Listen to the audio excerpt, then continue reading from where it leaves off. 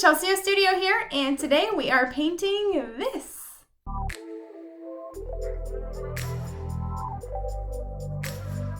Hey guys, welcome back to the studio. So this week I thought I would show you guys a process painting of this Captain Marvel painting that I did for my O Studio print club. This print went out for the month of August, so if you joined the print club by September 4th, which has already passed, then you got this print already. For the month of September, I will be painting Anna for my print club members, and print club members also got a sticker, this sticker to be precise. And this sticker has actually got a clear border. I unstuck it from the backing and put it on one of my sketchbooks so that you can see that it is actually a clear border. So anyways, so my print club members got that. This month, print club members will receive an Anna print and will also receive a sticker that will be fall themed. I'm thinking like spooky fall though. Alright, so today is going to be kind of the first full video that has been entirely devoted just to talking about my painting process. So I've shown you guys a little bit of what I can do on this channel, but higher quality painting like this takes a lot more time, and I thought it would be cool to film the process and then do a voiceover video of this actual painting itself.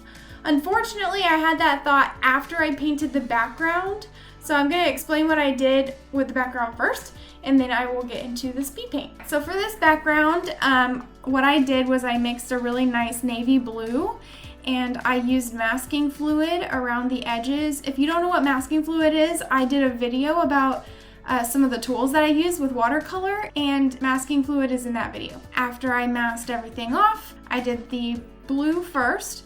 And then after I did the blue, I went in with this pink color and let it kind of blend. And then I went in with the yellow and let that kind of blend out. Whenever I do like blending, I like to go from dark to light, even though most of the time in watercolor, you want to work light to dark. So yeah, and then after that was dry, before I started painting the body, I actually went in with a toothbrush and some watered down white paint, and I flicked the toothbrush onto the background to get the stars, and then I went in with a smaller brush and got these little cross stars here, like this one and this one, and I put them in a couple of different spots just all over the background to add a little bit more visual interest. And I also went in and put these bigger dots that I didn't get with the splatter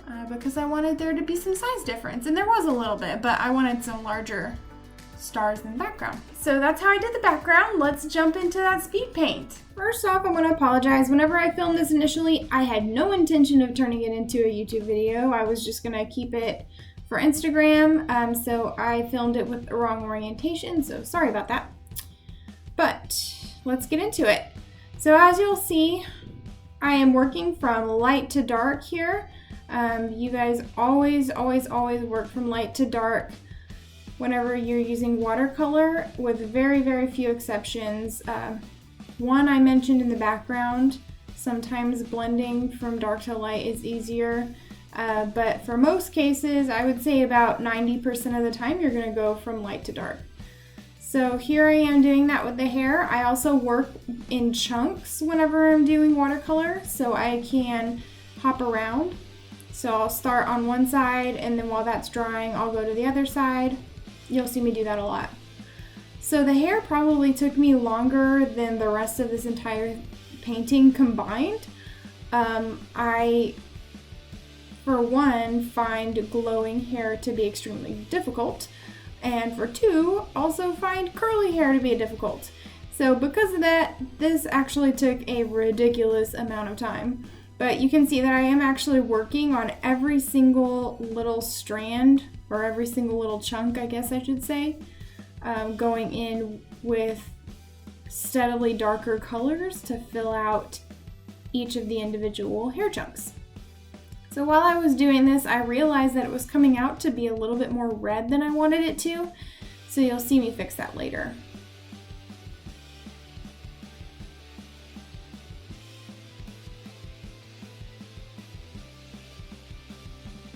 I actually take a lot of pride in the hair that I paint.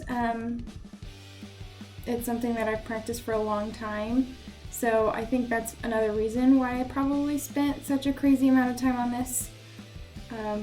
But I really wanted to get the effect that her hair was glowing, kind of like in the movie, but her hair is quite a bit longer than it is in the movie.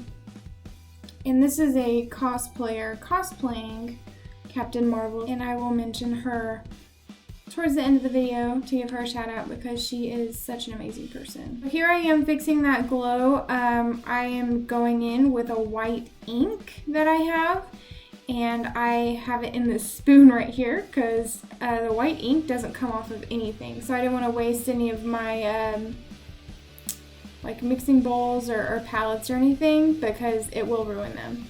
So what I did to make it look more like it was glowing was I went around the edges and in some of the like partially towards the center and added in the white, and I added the white flyaways as well to make it look more like it was glowing. And then I kind of liked the way that it was looking, so I decided to just continue that white glow all the way around her body.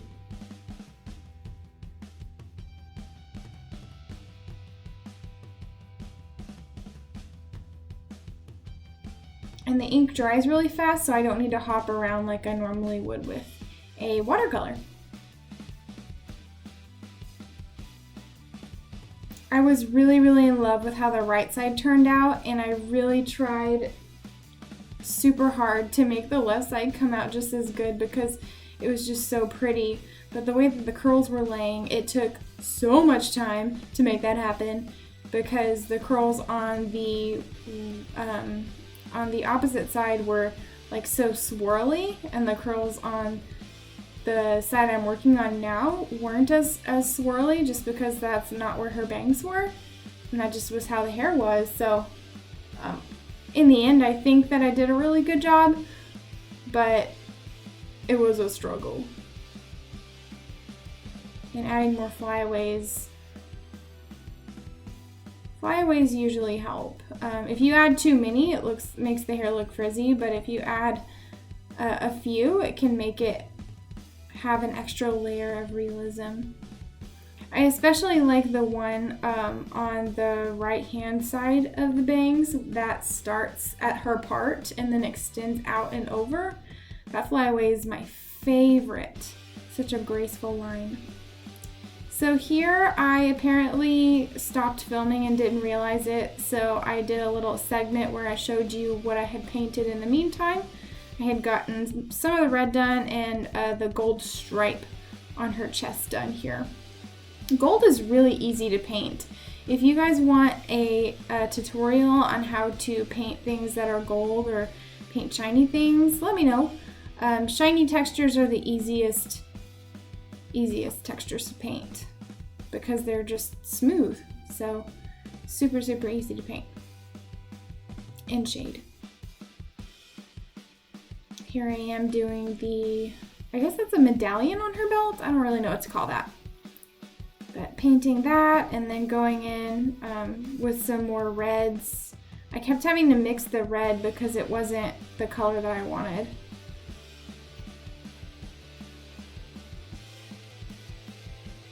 So I mixed a lot. And then I layered a lot as well. One of the reasons that a lot of people like my cloth work so much is because I use a lot of different layers of colors. It's almost like I only go a couple of shades darker than the base, and then I let it dry, and then I'll do another layer that's a couple of shades darker than that, and I just steadily go up, or I guess down technically, the value scale to get darker. And I think having that much depth and range of value is what gives my cloth work such a great look.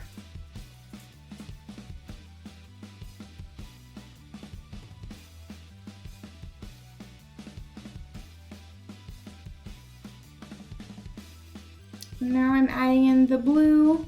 I start with a solid color. This is the local color. Start with the local color, a little bit lighter than the mid-tone of it. Actually, I think this was the second lightest color that I was going for, and then I thought it was a little too light, so I darkened it. And then I left some white areas for shines, which I had a few more of later with the white. Some people don't like adding white on top of watercolor. I've heard a lot of really rude things about people that do this, but I mean, if you want to say that it's mixed media at that point, fine, then say it's mixed media, but there is nothing wrong, in my opinion, with going back and adding the white after. Sometimes you forget a couple of spots, and it happens, and it's unavoidable, so don't let people judge you too harshly if you do that. There are some elitists out there that are very strict on what they consider to be watercolor, and I just don't agree.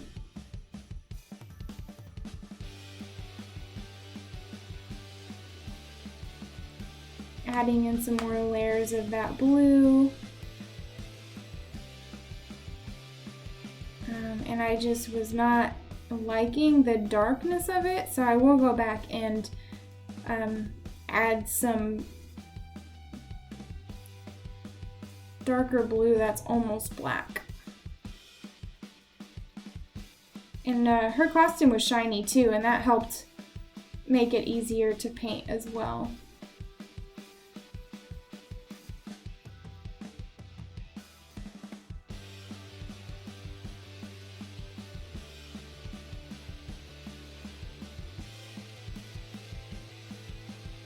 This is actually my favorite paintbrush. I use it for about 90% of all my paintings.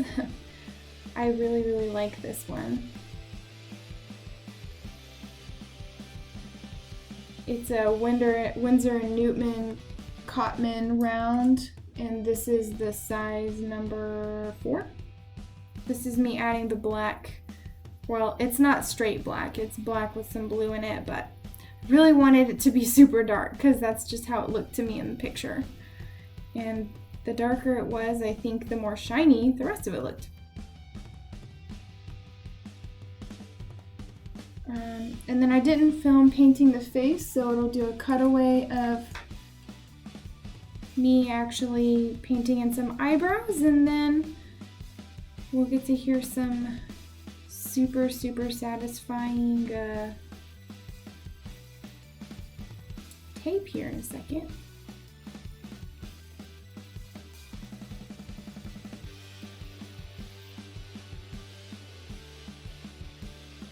Touching up the red a little bit.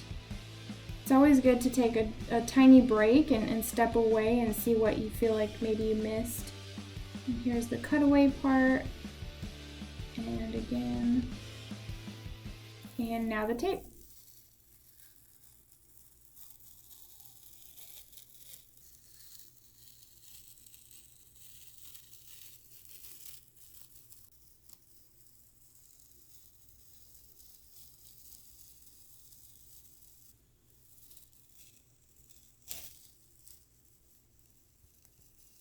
And there you have it. That is the finished Captain Marvel watercolor.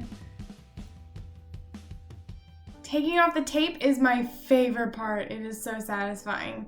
I know I've already said that, but I just can't say it enough. So this painting was done for my print club. If you want to join the print club, you get a really high quality 5x7 print of my highest quality artwork every single month alongside a sticker, 3-inch sticker every month. This design is usually a personal design that I've done just on my own time, some of my own artwork from my head, and then the monthly print that you get is a reimagining of a cosplayer because I am a cosplay portrait artist by profession. I'm also running a promo, I'm also running a promo for the Halloween spooky season where I will turn you into your favorite spooky creature. So if you are interested in that, I will leave a link down below for this as well.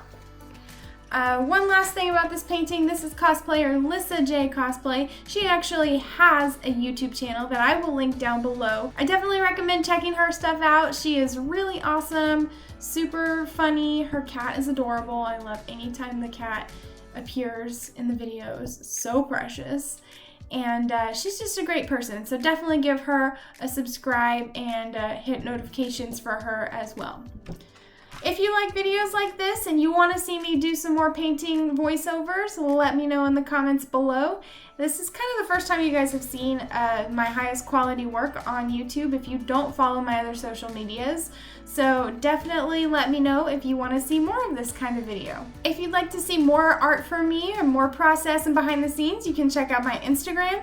And then if you want to go through my shop and see what I have to offer as far as prints and stickers go, you can check out my website. I actually have a bottle that has some of my stickers on it over here. So I have my Ariel sticker and my Rapunzel sticker right here, just as an example, which was not planned at all, but hey, I'll take it.